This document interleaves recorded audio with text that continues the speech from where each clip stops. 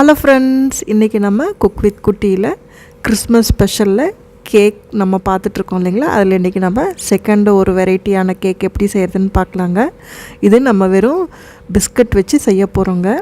2 packet biscuit எடுத்துருக்கீங்க, Parle-G biscuit, அப்புறம் கொஞ்சம் choco powder, sugar, unflavoured oil, அப்புறம் மில்க்கு. இவ்வளோ தாங்க நமக்கு தேவை. இந்த 2 பொருளை வச்சு நம்ம எப்படி சூப்பராக கேக் செய்கிறதுன்னு பார்க்கலாங்க. 2 பேக்கெட் பிஸ்கட்டும் நம்ம ஒரு மிக்ஸி ஜாரில் ட்ரான்ஸ்ஃபர் பண்ணிட்டோங்க. இதை நல்லா பவுடர் பண்ணிக்கலாம். இது ஒரு 40 பிஸ்கட்ஸ் கிட்ட வருதுங்க. நீங்கள் இந்த பிஸ்கட் தான் எடுக்கணும்னு இல்லை, மேரி பிஸ்கட் கூட எடுத்துக்கலாம். மேரி பிஸ்கட்டில் கொஞ்சம் ஸ்வீட் கம்மியாக இருக்குங்க, இதில் கொஞ்சம் ஸ்வீட் தூக்கலாக இருக்கும். இப்போ நம்ம இதை ஒரு ஃபில்டர் வச்சு நல்லா சேவ் பண்ணிக்கிறோங்க.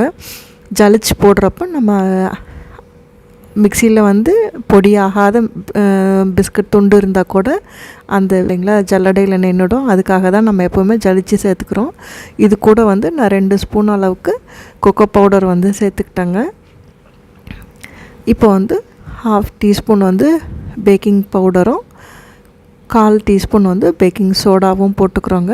இது 2ம் வேண்டாம்னா நீங்கள் ஒரு சின்ன பேக்கெட் ஈனோ கூட போட்டு செய்யலாங்க. ஈனோ வேண்டான்னு நினைக்கிறவங்க இது மாதிரி பேக்கிங் சால்ட்டும் பேக்கிங் பவுடரும் போட்டு செய்யலாங்க. இப்போ இதை நல்லா ஜலிச்சு விட்டுடுங்க. ஈவனாக பாருங்கள். இதுக்காக தான் சொன்னேன் பாருங்கள், எவ்வளோ பிஸ்கட் அரைப்படாத பிஸ்கட் இருக்குது. இப்படி நல்ல ஃபைன் பவுடராக நீங்கள் ஜலிச்சு எடுத்துக்கோங்க. இப்போ கொஞ்சம் கொக்கோ பவுடர் கம்மியாக இருக்க மாதிரி இருக்குங்க. அதனால் நான் இன்னொரு 1/2 ஸ்பூன் கூட கொக்கோ பவுடர் இது கூட சேர்த்துக்கிறேங்க.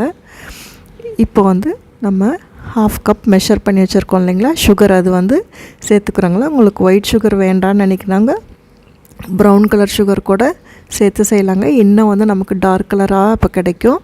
இப்போ நம்ம எடுத்து வச்சுருக்க 1/4 கப் ஆயிலை கொஞ்சம் கொஞ்சமாக அதோட கலந்து விட்டுக்கோங்க. 1/4 கப் ஆயில் வேண்டான்னு நினச்சா இன்னும் கூட கம்மி பண்ணி சேர்த்துக்கலாங்க. அப்போ கூட நல்லா தான் வரும் கேக்கு.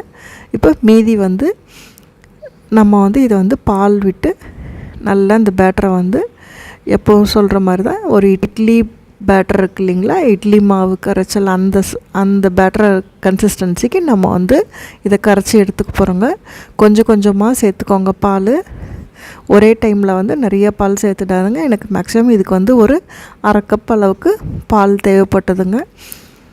ஃபைனலாக காட்டுறோம் பாருங்கள், இந்த கேக்கோட கன்சிஸ்டன்சி எப்படி இருக்கணும்னு, இந்த பேட்டரோட கன்சிஸ்டன்சி. இப்போ நல்லா எப்போவுமே நீங்கள் கேக்குக்கு மட்டும் மிக்ஸ் பண்ணுறப்போ ஒரே இதில் கலக்குங்க. இந்த மாதிரி மாற்றி மாற்றி போட்டிங்கன்னா பபுள்ஸ் வந்துடும். முடிஞ்ச வரைக்கும் ஒரே பக்கமாக நீங்கள் கலக்கிற மாதிரி பாருங்கள். இப்போ இன்னும் கொஞ்சம் நான் பால் ஆட் பண்ணிக்கிட்டேன். அதை மேக்ஸிமம் எனக்கு ஒரு 1/2 கப் பால் தேவைப்படுற மாதிரி இருந்ததுங்க. இந்த பேட்டர் நம்ம எப்படி இருக்கணும்னா, இப்படி எடுத்து நம்ம விட்டோம்னா அந்த ஃப்ளோ மடங்கி மடங்கி விழுக்கணுங்க. அப்படி இருந்ததுனாவே நம்ம கேக் பேட்டர் கரெக்டான கன்சிஸ்டன்சியில் இருக்குங்க. இப்போ இதை நம்ம செட் பண்ணுறதுக்கான மோல்டு ரெடி பண்ணிக்கிறோம். உங்களுக்கு மோல்டு இருந்தால் மோல்டில் செட் பண்ணிக்கோங்க. இல்லைனா இது மாதிரி ஒரு பாத்திரம் எடுத்துகிட்டு அதில் நல்லா சைடில் உள்ள எல்லாம் ஆயில் க்ரீஸ் பண்ணிக்கோங்க. நேற்று எப்போவும் செய்கிற மாதிரி தான் நம்ம உள்ளே ஒரு இந்த பேப்பர் போட்டுக்கிட்டோங்க, பட்டர் ஷீட் போட்டுட்டு அதுக்கு மேலே நம்ம மிக்ஸ் பண்ணி வச்சுருக்க பேட்டரை போட்டுக்கிறோம். இப்போ பாருங்கள், அந்த மாவோட கன்சிஸ்டன்சி பாருங்கள் எப்படி மடங்கி மடங்கி விழுகுது இல்லைங்களா. இதுதான் இப்போ தான் நல்லா கரெக்டான கன்சிஸ்டன்சியாக இருக்குங்க. இதோட திக்காகவும் இருக்கக்கூடாது, இதோட தண்ணியாகவும் இருக்கக்கூடாதுங்க. இந்த மாதிரி கன்சிஸ்டன்சியில் எடுத்துக்கிட்டால் நம்ம கேக் எப்போவுமே நமக்கு பேக்காகி வரப்போ நல்லா ப்ளஃபியாக சூப்பராக வருங்க. இப்போ ஒரு 2-3 தடவை மைல்டாக டேப் பண்ணி விட்டுக்கிட்டால் அதில் இருக்க பபுள்ஸ்லாம் வெளியே வந்துடும்.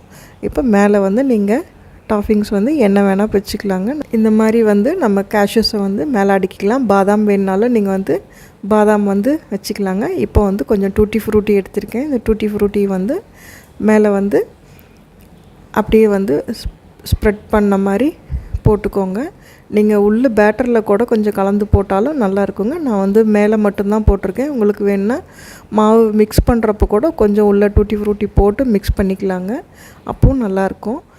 இப்போ நம்ம இது முன்னாடியே நான் ப்ரீ ஹீட் பண்ணி வச்சுருக்கேங்க கடாயை. அதில் இதை வச்சு மேக்ஸிமம் 30 மினிட்ஸ் வச்சு எடுத்திங்கன்னா நம்ம கேக் ரெடி ஆகிடுங்க. பாருங்கள், லோ ஃப்ளேமில் தான் இருக்குது. லோ ஃப்ளேமில் வச்சு 30 மினிட்ஸ் வச்சிட்டிங்கன்னா நம்ம கேக் வந்து ரெடி ஆகிடும். நீங்கள் அவன் இருந்தால் அவன்லேயும் பேக் பண்ணிக்கலாம். இல்லை இது மாதிரி ஈஸியாக வந்து நம்ம கடாயில் வந்து உப்பு போட்டு மேலே வந்து ஒரு இது வச்சுருக்கேங்க, அது மேலே நீங்கள் வந்து மோல்டு வச்சுக்கிட்டிங்கன்னா நம்ம கேக் வந்து ரெடி ஆகிடுங்க.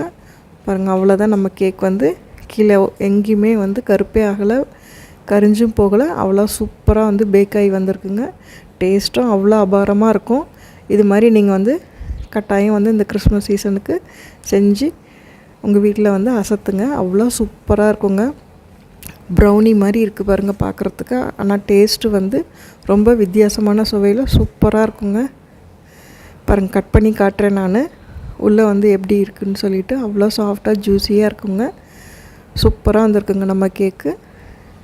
இதே மாதிரி நீங்களும் வந்து உங்கள் வீட்டில் வந்து ட்ரை பண்ணி பாருங்கள். ஈஸியாக செஞ்சிடலாங்க. இது நம்ம வீட்லேயே நம்ம செஞ்சிடலாம். இதுக்கு அவன் வேணும், பீட்டர் வேணும் அப்படின்லாம் எதுவுமே தேவையில்லை. நம்ம ஈஸியாக வந்து பிஸ்கட்லேயே எவ்வளோ சூப்பராக கேக் செஞ்சுருக்கோங்க. தேங்க்ஸ் ஃபார் வாட்சிங். தேங்க்யூ.